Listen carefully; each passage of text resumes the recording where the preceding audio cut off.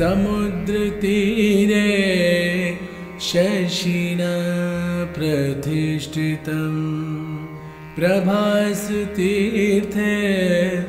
परमं पवित्रं ज्योतिर्मयं गुर्जरभूमिरत्नं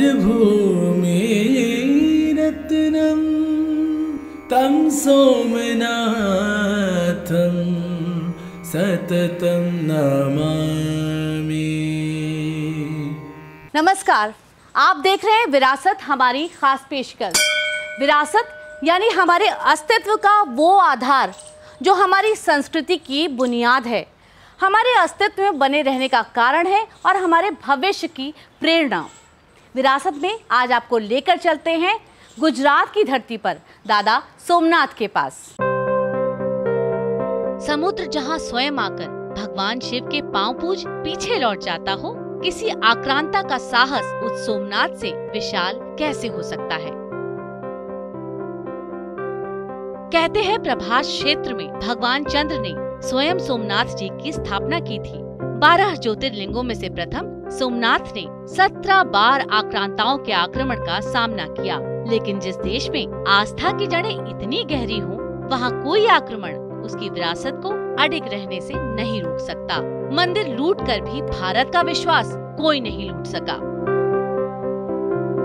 सोमनाथ मंदिर की आज की भव्यता के पीछे लौह पुरुष सरदार वल्लभ भाई पटेल के प्रयास हैं। आजादी के बाद उन्होंने ही सोमनाथ मंदिर के पुनर्निर्माण का काम शुरू कराया था। इतिहास गवाह है कि नेहरू जी इस बात के खिलाफ थे, लेकिन लौह पुरुष सरदार वल्लभ भाई पटेल इसे एक मंदिर के पुनर्निर्माण के तौर पर नहीं, एक राष्ट्र भारत के पुनर्निर्माण के तौर पर देख रहे थे।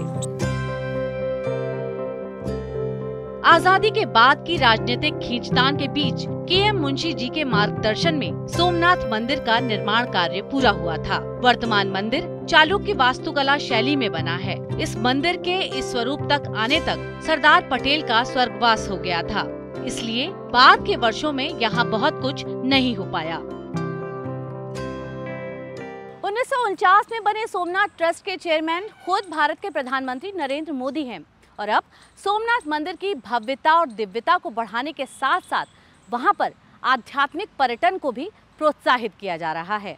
साथियों, आज पूरी दुनिया भारत के योग, दर्शन, अध्यात्म और संस्कृति की ओर आकर्षित हो रहे हैं। हमारी नई पीढ़ी में भी अब अपनी जड़ों से जुड़ने की नई जागरूकता आई है।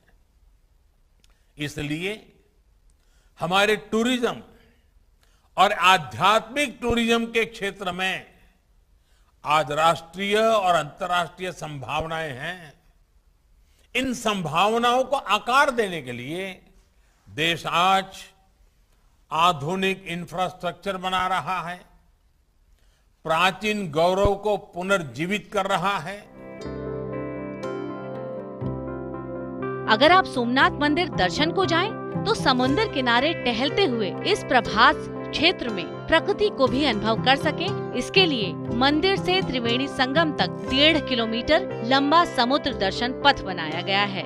मंदिर परिसर का 1800 स्क्वायर मीटर में नवनिर्माण किया गया है। गर्भगृह और शिखर के कलश को सोने से सजाया गया है। मंदिर में लाइट एंड साउंड शो की व्यवस्था है, जिससे सोमनाथ दादा के वैभव को आप उसी दिव्य रूप में महसूस कर सकें। सोमनाथ प्रदर्शनी गैलरी में आप उन अवशेषों को भी देख पाएंगे जो आक्रमण में खंडित हो गए। महारानी अहिल्याबाई होलकर के बनाए प्राचीन सोमनाथ मंदिर का भी पुनरुद्धार हुआ है। भालका तीर्थ का नवनिर्माण हुआ है। मंदिर में आसानी से प्रवेश हो सके सन्मुख प्रवेश द्वार बनाया गया है। फर्स्ट फ्लोर पर 2 हॉल और नीचे दुकानें बनाई गई हैं। इसके साथ ही पार्वती मंदिर का शिलान्यास भी किया गया है।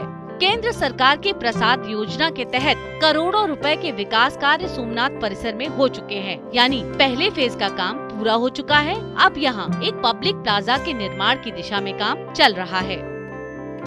हर कालखंड की मांग रही है कि हर धार्मिक पर्यटन की दिशा में भी नई संभावनाओं को तलाशें। लोकल अर्थव्यवस्था से तीर्थ यात्राओं का जो रिश्ता रहा है उसे और मजबूत करें। जैसे कि सोमनाथ मंदिर में अभी तक पूरे देश और दुनिया से श्रद्धालु दर्शन करने आते थे, लेकिन अब यहां समुद्र दर्शन पथ, प्रदर्शनी, पिलग्रिम प्लाजा और शॉपिंग कॉम्प्लेक्स भी पर्यटकों को आकर्षित करेंगे।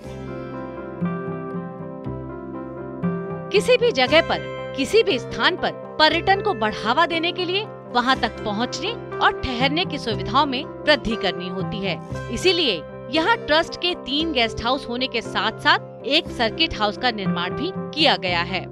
एक अनुमान के मुताबिक हर साल लगभग 1 करोड़ लोग देश या विदेश से सोमनाथ दादा के दर्शन के लिए आते हैं। कोई भी यात्रा स्वयं में एक अनुभव होती है, लेकिन उस अनुभव से भी बड़ी बात है उस विरासत को सहेजना, उस पर गर्व करना। और जब आप अपनी विरासत पर गर्व करते हैं तो आपका वर्तमान भी सुधरता है और भविष्य भी मजबूत होता है।